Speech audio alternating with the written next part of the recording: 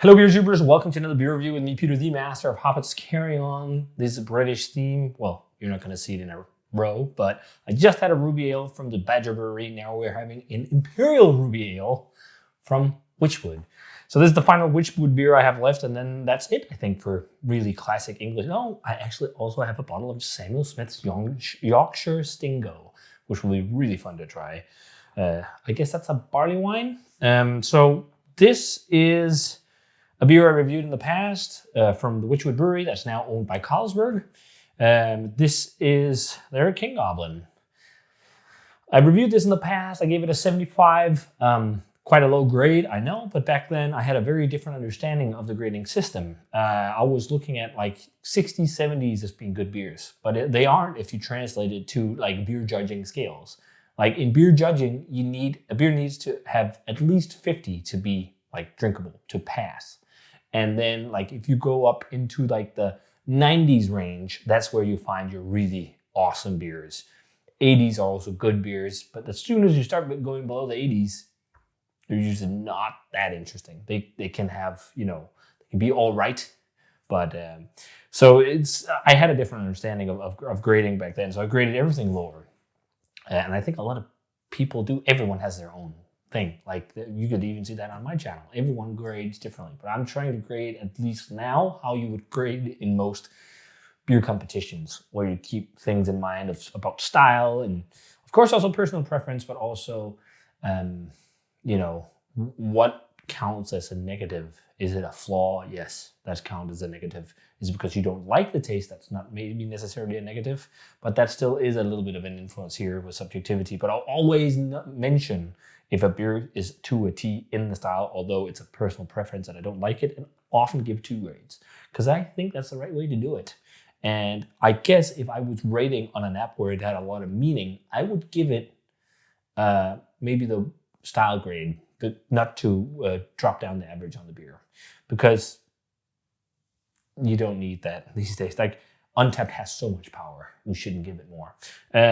Like it can make or break beers these days. Like it's crazy, but that's for another video. This is King Goblin. This is a 6.6% English ruby ale or English strong ale, I guess.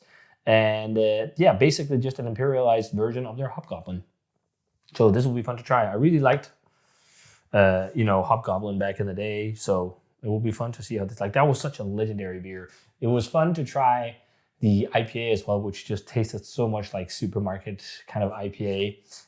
But I was surprised by the regular Hobgoblin compared to the recent experience I had with it in the can. But let's just see here what we have in terms of grades over the years for just a regular Hobgoblin. That could be fun to see. My original review was a 70 as well. Not that high, but I considered that high back then.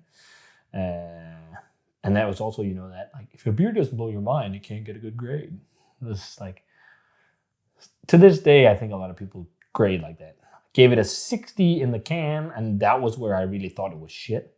And then my re-review, I gave it an 82, where I thought it was still fairly good. And the IPA, I think I gave an 80, because I was actually all right, but it was, it was a little bit supermarket-like. But it's kind of like Carlsberg's Yakima IPA.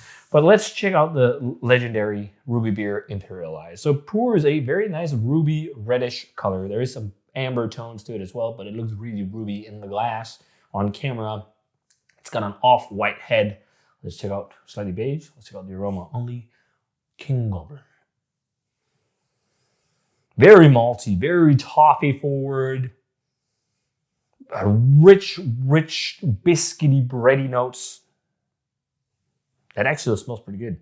It almost smells a lot like when you do bitters, but stronger. But I don't think they ever categorize this as a bitter. It's maybe it's more malty than a bitter.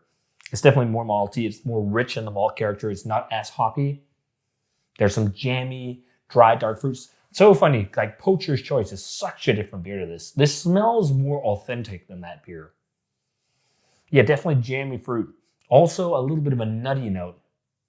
Almost like, I think I talked a little bit about it in the Wychwood review that reminded me a little bit of like English brown ale in some ways. There's things like that here, like hazelnuts or something.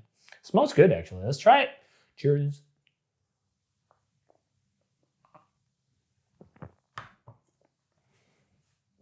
Oh, wow. So the big thing initially, this beer is even stronger than Poacher's Choice, but it's got a worse mouthfeel. Like, okay, it's a bit more thin, but it also has some dryness to it. So maybe the idea is that this should be a slightly more dry beer. Do they put sugars in this? I can't see because of the huge import sticker.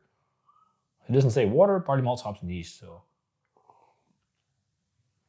1 pint in Germany imported this. That's actually a Danish parent company behind that. It's pretty good. It's a little. I think it's a little too dry for its own good. It could have just a touch, like an ounce of sweetness to balance the bitterness and dryness of hops. But it's surprisingly tasty. Very old money beer. Jammy, dark fruity, apricot jam. It's very toasty, very biscuity, very rustic feeling. There's even a touch of like caramel toffee vibes. Nettly, almost lightly butterscotchy, and toasty hazelnuts or something. It's pretty good. It's not like mind-blowing. And I think maybe I even preferred the regular. Did I prefer the regular Hobgoblin a little bit more? I'm not sure. When I drank that, it was also fresher. I think it was packaged on the 28th of April, so it's not like super fresh. But it's holding up okay.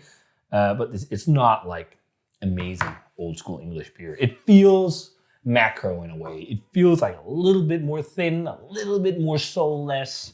Like I think the Badger Ales actually had a bit more of like character to them. They were not as like there's a lot of flavors, but it feels a bit like there is something taken out here. Like you can feel that it feels a little bit empty, almost like a watery emptiness.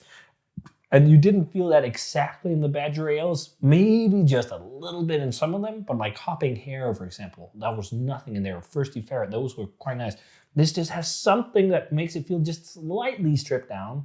But I actually like it. I would love to sit and sip on this, enjoy a pint of it. But I think I might as well just have a pint of the regular Hobgoblin if I were to have one. Because they're not too far off. This is just stronger and a little bit more amplified in flavor, and then maybe drier. And I think I just prefer the package with the regular Hobgoblin compared to this. Yeah, it'd be fun to take a deep dive back into English beer. I'd love to hear some must-try classic English brewers. And it can even be new, modern craft breweries that make great beer. Like 5 Points, for example, make great classic English styles. So just let me know if you can. I think I saw some breweries that, was it Thornbridge, that acquired like a Burton system or something, I think they're called. Like a really old school brewing equipment system for making British beer from the past, where you use like wooden barrels and something like the wort is fermented through them. Or I can't remember how.